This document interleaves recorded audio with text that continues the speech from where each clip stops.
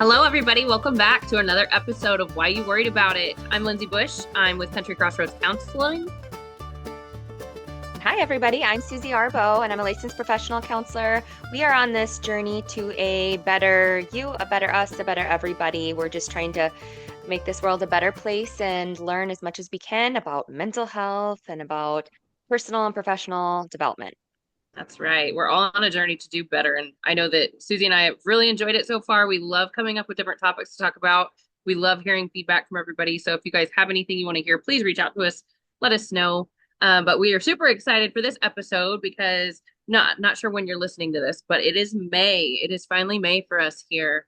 And May is a really important month in the field that we work in, and really in our goal of what we're doing with this podcast.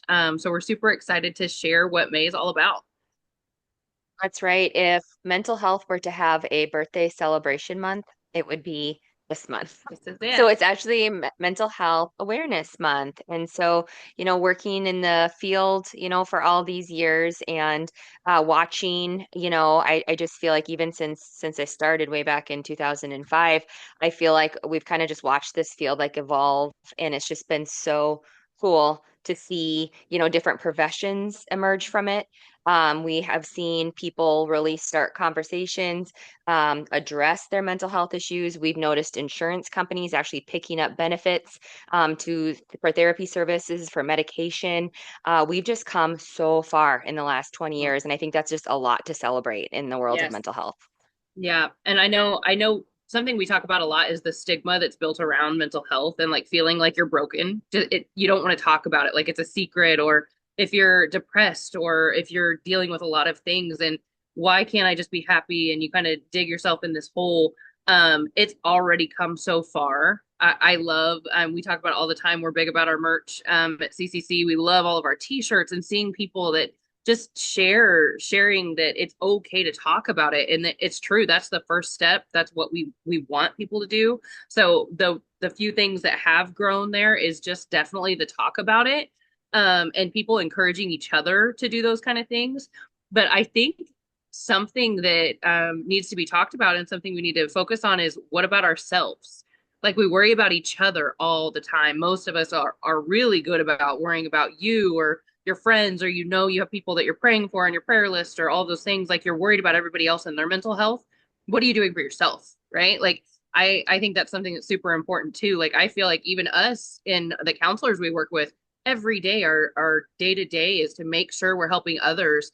And then when you finally stop and take a breath, and like, everything you did is amazing, but what's going on in your life? How are you taking care of yourself? Like, are you okay with helping others? I know helping the helpers is a big thing. So, and I know Susie probably has tons to talk about on that, but I was just thinking about that. Like, for me this month, really the goal is like not just making sure I'm helping everybody else take care of themselves, but what about myself? What am I doing? Yeah. Yes. Yeah. Yep. Absolutely.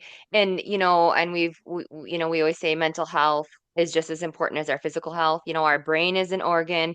And everybody has mental health. Like that's the thing. Like sometimes people get Yep. confused about, oh, is it a mental illness, or is it mental health? Like mental health is its own thing. We all have it. It's how we think affects how we feel, and how we feel affects what we do. And so, so kind of going along with that, like this morning, I had just a routine, yearly kind of doctor's appointment where I went, got my some labs, like just to make sure, like that's just preventative care, right? Hmm. And that's for my physical health. And I feel like everybody, a lot of people do that, which is great for their physical self. But like, what about checking in with yourself mentally, emotionally, and just kind of making sure that you are okay, Hmm. and making that a priority is so, so, so important. And I feel like sometimes, I always use an analogy of like that battery that we have inside of us and stuff. And a lot of times we just kind of roll on, being on E, and really kind of not taking that time to kind of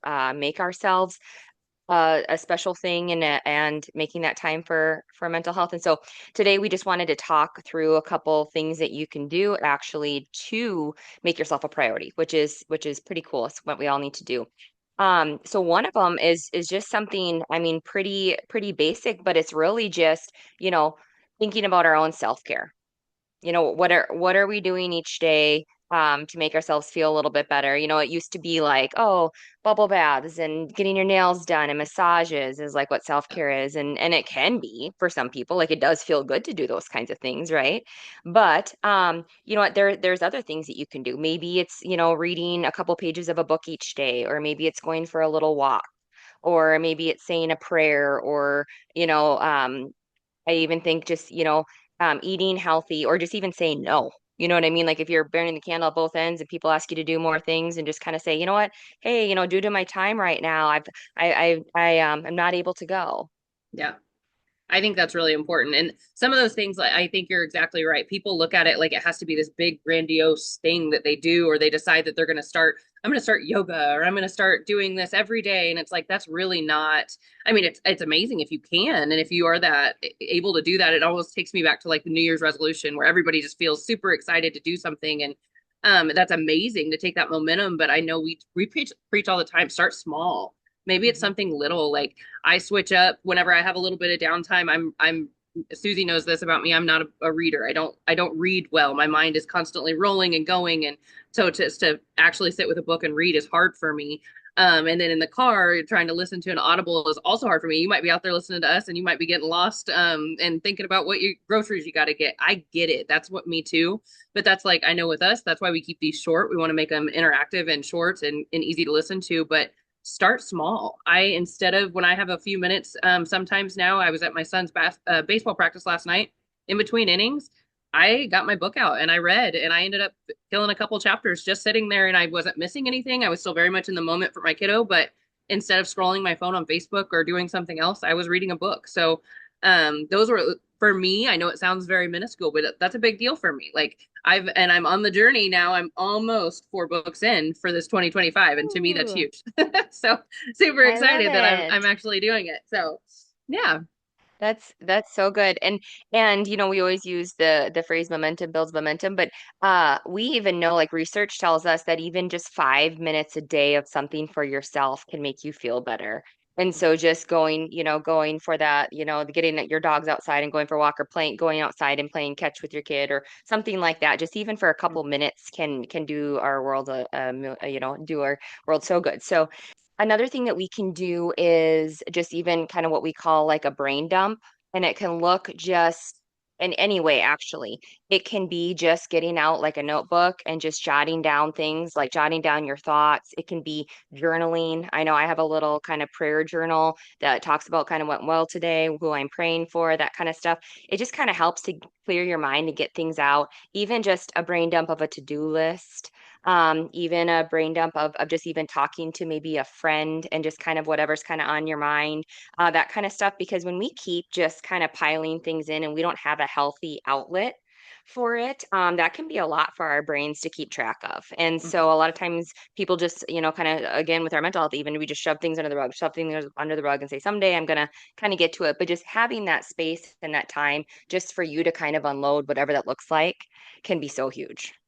Yeah, I think that's really important. And I know we're big advocates for notebooks, and I definitely go back, and if you find this stuff interesting, listen to a couple other ones. Susie's got some really great tips and tricks on things that if you want to dive deeper into that, like what's in your control, what's out of your control whenever you're doing those brain dumps, like just getting it all out and getting it out of your mind. And I know some of my best times is when me and Susie will just be driving to work, to a work event or something, and we're just able to like get it all out there. I feel like so much lighter just talking about whether it's personal or professional, anything.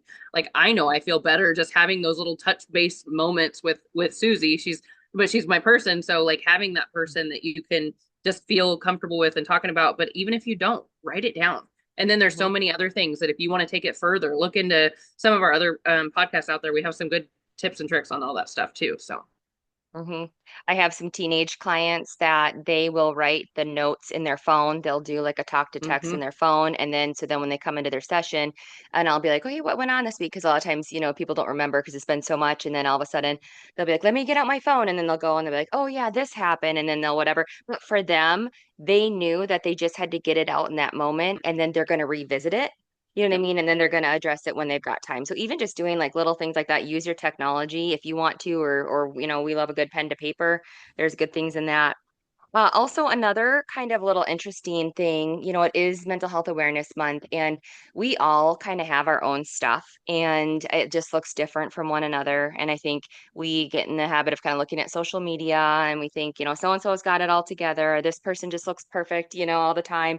And just kind of remembering that we're all human, we're all normal, we've all got stuff going on, and we could go through seasons of our life where we're killing it and rocking it, and then we're going to have really hard seasons. And sharing your story can be really powerful and it can actually help other people. And whether it's maybe you've gone through a divorce and a hard time, or maybe you have gone through a situation with your child, maybe you have something. I've got, different kind of random things from my past that recently I've kind of just been like talked about now.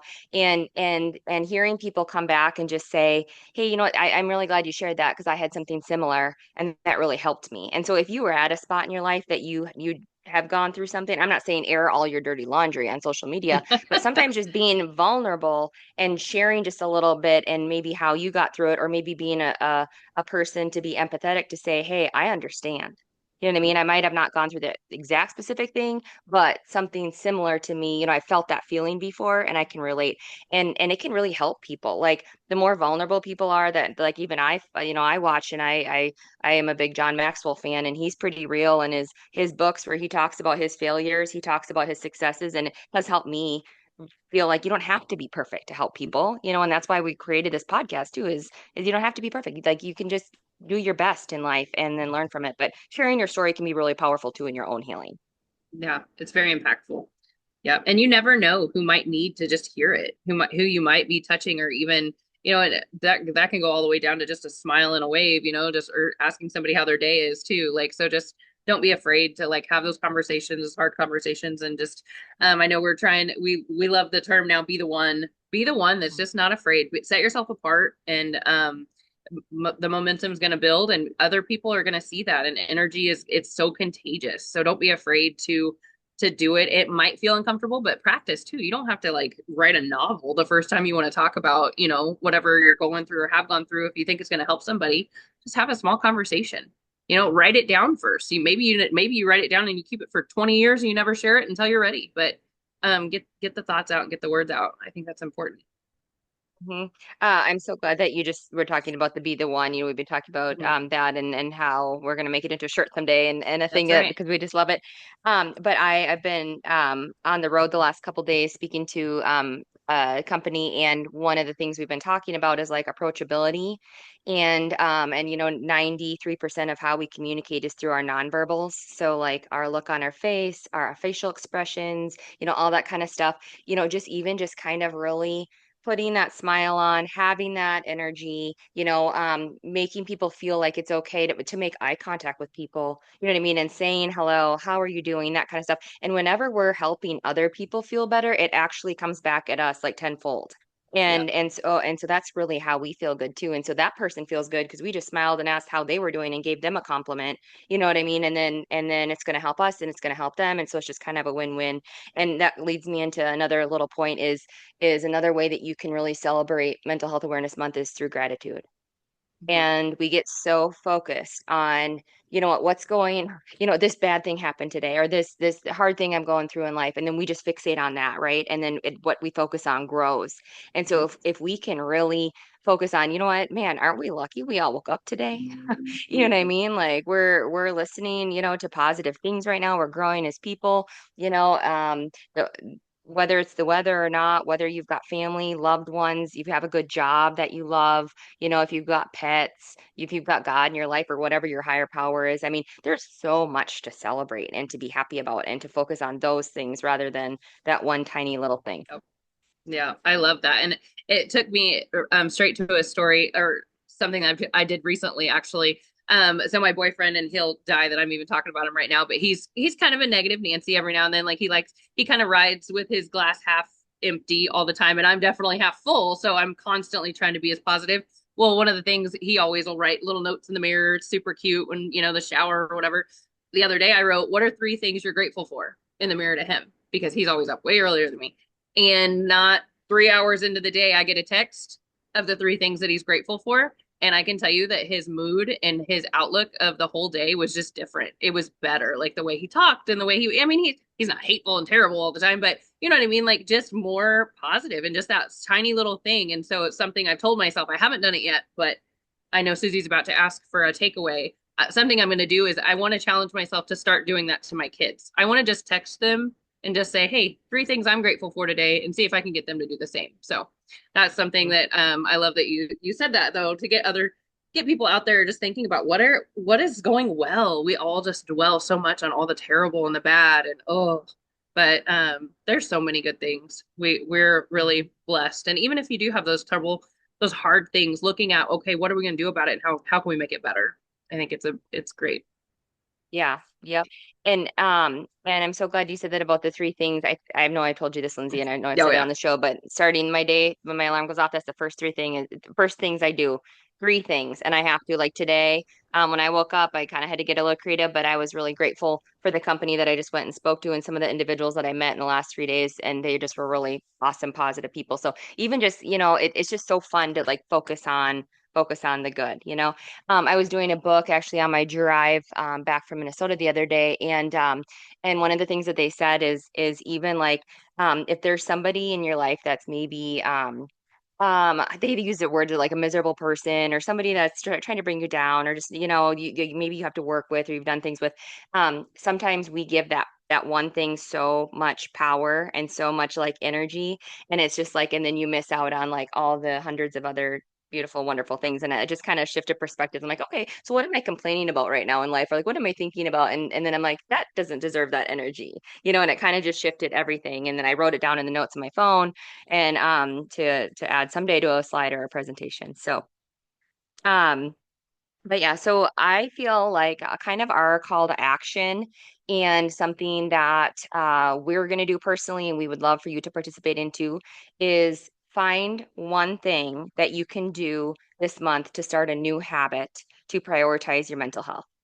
So whether it's taking that 5 to 20 minutes, during the day to practice some self-care, and maybe you can't do it a lot during that day, but maybe on the weekends you got more time, right?